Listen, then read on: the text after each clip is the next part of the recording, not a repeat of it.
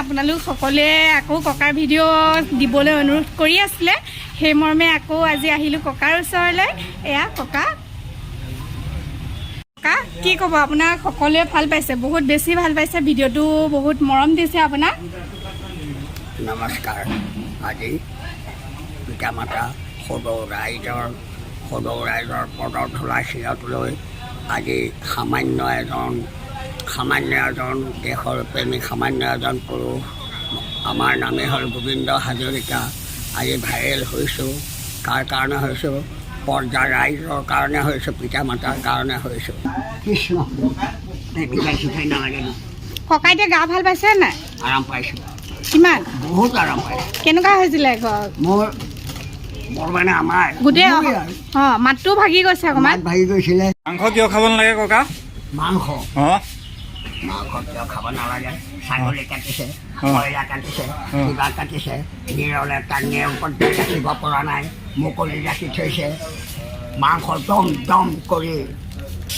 যিজনে বেচিছে বেপাৰীয়ে ৰাখি থৈছে কাষ্টমাৰে কিনি খাইছে তাত ভেনা মাখি পৰিছে মৌ পৰিছে কুদু পৰিছে ভেনা মিঠি পৰি তাত কণী দিছে নিৰাপদ কৰি মাছত কি নপৰে নেকি মাছত নপৰে নপৰে মাছৰ বেপাৰীয়ে বেছি থাকে মাংস বেপাৰীও বেছি থাকে মাছ আৰু মাংস বহুত তফাত সেইকাৰণে মানুহবোৰ অসুৰ এতিয়া এই মাংস বিচাৰিবোৰৰ কাৰণে মাংস কোনে বিচাৰে অসুৰে বিচাৰে প্ৰকৃত মানুহে মাংস নিবিচাৰে মাংস শব্দটো তাৰমানে সি মৰা মাংস মাছটো দেখোন মৰাশয় হ'ল আৰু মৰাশয় হ'লেও সেইটো তেওঁ জলত থাকে মাছটো খাব পাৰে মাংসটো খাব নাপায় মাংস খাব নাপায় বুলি কৈছোঁ কোনোবাই খাইছে খাই থওক আমাৰ কি হাৰিব সেইকাৰণে আকৌ পেট বেমাৰী অলপতে বেমাৰী কিয় এই চৰকাৰে যে গছপুলি ৰুবলৈ কৈ আছে এইবিলাক কি কথা গছপুলি যে ৰুবলৈ কৈ আছে চৰকাৰে এতিয়া অমৃত বৃক্ষৰ অৰ্থটো তোমালোক দেখিছানে এটা ৱাট এই যে কলহ দিছে কলহ মানে হেৰি মালা স্বৰূপ নদীয়া ডাঙৰ কলহ নহয় এনেকুৱা নদীয়া দিছে অমৃত বৃক্ষৰোপণ ইয়াৰ অৰ্থটো হ'ল কি এটা ৱাৰ্ডত এটা কলহ দিব এটা পঞ্চায়তত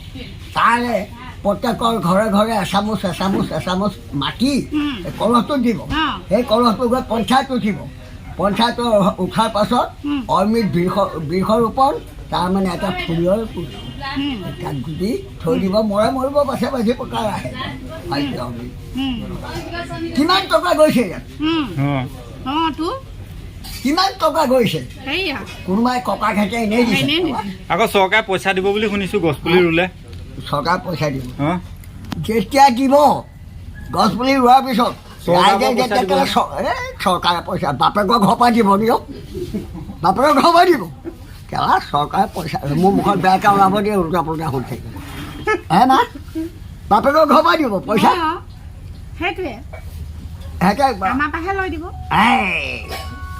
ধন কাৰ প্ৰশ্ন সুধিছোঁ টকা কাৰ উত্তৰ দিয়া টকা কাৰ উত্তৰ কেলৈ নিদিয়ে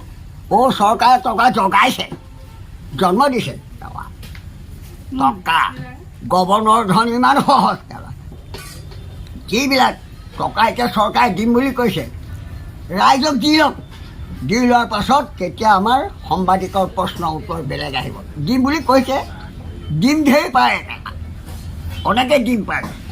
ডিমৰ হিচাপ নাই দিম বুলি কৈছেহে দিলে নেকি ডিম তাৰমানে ডিম দি আদায় কৰকচোন অল অসম মোৰ গহপুৰ সমষ্টি বাদ দিয়া অল আছাম দি আদায় কৰকচোন কিমান তাকে চৰকাৰেহে কৈ আছে আৰু এইবাৰ আমাৰ পৰা পইচা দিম চবকে গছপুলি ৰুলে বঢ়িয়া দিয়ক সেইকাৰণে কৈছোঁ কেলৈ দিয়ক বুলি দি লওক অল আছাম কিন্তু মানুহ চাই দিলে নহ'ব সম্পূৰ্ণ নদী বহাই দিব লাগিব ধৰক গছপুলিটো চবেই নিছে মই দেখিছোঁ চেকিং কৰিছোঁ নাইকিয়া ভিক্ষাৰী ঘৰো নিছে অমৃত বৃক্ষৰোপণ চৰকাৰে টকা দিব পুলিটো বাচক বা মৰক ৰুই সংগে চিনেৰীটো দি দিম 1000 বা 2000 বা 10 টকা বা 5 টকা 10 টকা কিবা এটা টকা দিব চৰকাৰে এই হেঁপাহত ককাই হেনো হেৰি পাইছে চৰকাৰী ঘৰ পাইছে হয় কোনে মই ধুনীয়া ঘৰ এটা আপোনাক বনাই দিছে চৰকাৰে হেনো দিছে চৰকাৰে এই কথাতে মুখ্যমন্ত্ৰীলৈ ৰাগ উঠে মোৰ চৰকাৰে আকৌ সুধিছা চৰকাৰ বাপেকৰ ঘৰৰ পৰা দিছে কেলা হা চৰকাৰ বাপেকৰ ঘৰৰ পৰা দিছে নে চৰকাৰে 80-90 পুৰা মাটি খেতি কৰি ঘৰ দিছে নেকি কাৰ ধন ধন কাৰ উত্তৰ দিয়া ধন কাৰ ধনবিলাক কাৰ চৰকাৰৰ কথাটো হ'ল কি আমি ভোট দি সদয়ে ভোট দি তেওঁলোকক গাদীলৈ পঠিয়াই দিছোঁ তাত গোটেই টকাবিলাক ৰাইজৰ উঠি উঠি গৈ থাকিব ৰাজভঁৰালৰ পৰা তোমালোকে অতি ধুনীয়াকৈ পৰ্যায় কষ্ট নোপোৱাকৈ পৰ্যায় পালন কৰা ৰাজভঁৰালৰ পৰা ধন দিয়া ধন কাৰ আকৌ সুধিছোঁ টকা কাৰ উত্তৰ নিদিয়াকৈ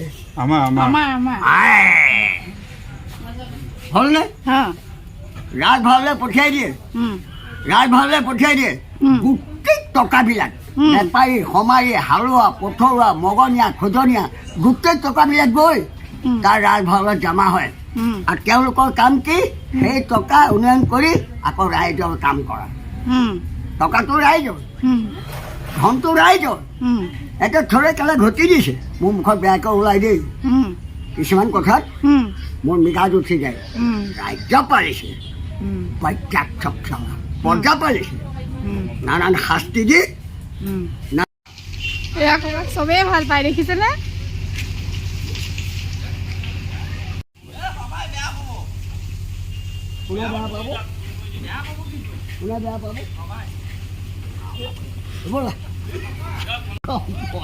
ককা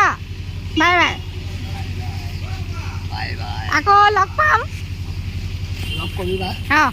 ঠিক আছে ব'লক আপোনাক এতিয়া গাড়ী এখন উঠাই দিওঁ বুঢ়লাগুৰিলৈকে